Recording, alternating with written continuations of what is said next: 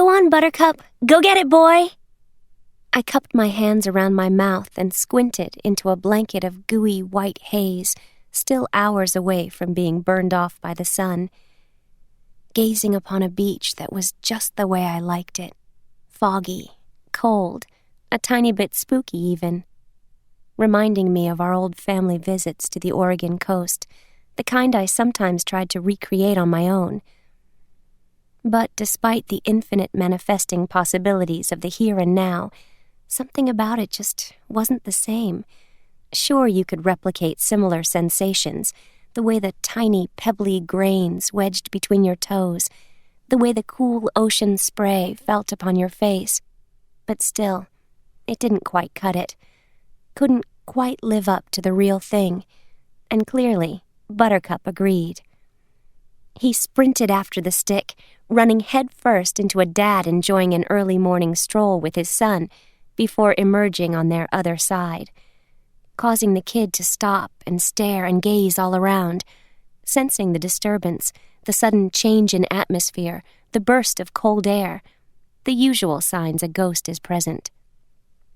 The usual signs kids always tune into, and their parents always miss. I shut my eyes tightly, concentrating on mingling my energy with my surroundings, summoning the vibration of the sand, the seashells, even the haze, longing to experience it in the same way I used to, knowing I'd have only a few moments of this before Buttercup returned, dropped the wet, slobbery stick at my feet, and we repeated the sequence again. He was tireless. True to his breed, he'd happily retrieve for hours on end. A nice long game of fetch, making the list of his top 5 favorite things, ranking right up there with dog biscuits, a warm patch of sun, bird chasing, and of course his newest love, flying. Nudging my leg with his nose, letting me know he was back, he stared up at me with those big brown eyes, practically begging me to hurl the stick even farther this time. So I did, watching as it soared high into the sky before it pierced the filmy white veil and was gone. Buttercup dashing behind it, tongue lolling out the side of his mouth, tail wagging crazily from side to side. The furry yellow tip the last thing I saw before the mist swallowed him whole, and he vanished from sight, leaving only a faint echo of excited barks trailing behind. I turned my attention to the small flock of seagulls circling overhead, swooping toward the water and filling their beaks with unsuspecting fish before taking flight again. Vaguely aware of the minutes slipping past, with still no sign of Buttercup, I called out his name, then chased it with a spot-on imitation of my dad's special whistle that never failed to bring Buttercup home.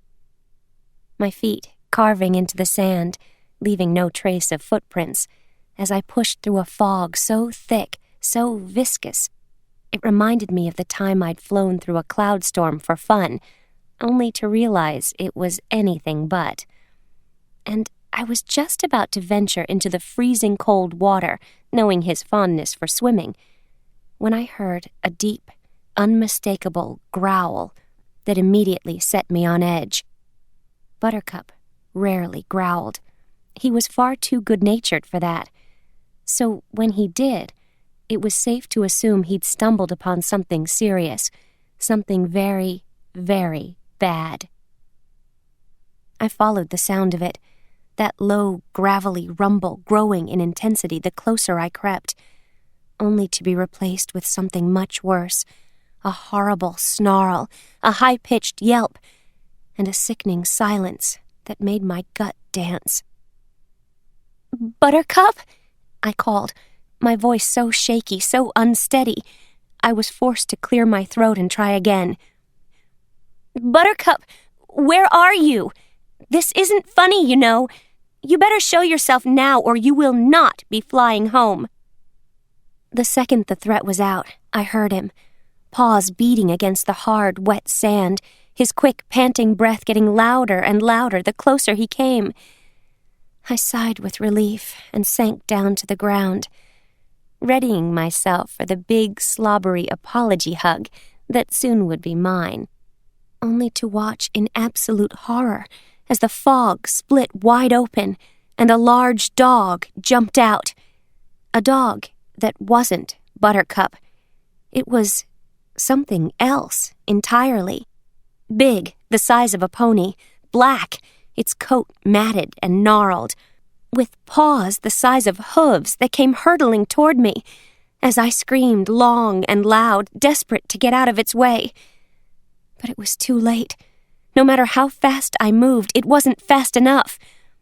There was no escaping the chains of its sharply barbed collar that clanged ominously. No escaping the menacing glow of those deep yellow eyes with the laser-hot gaze that burned right into mine, right into my soul.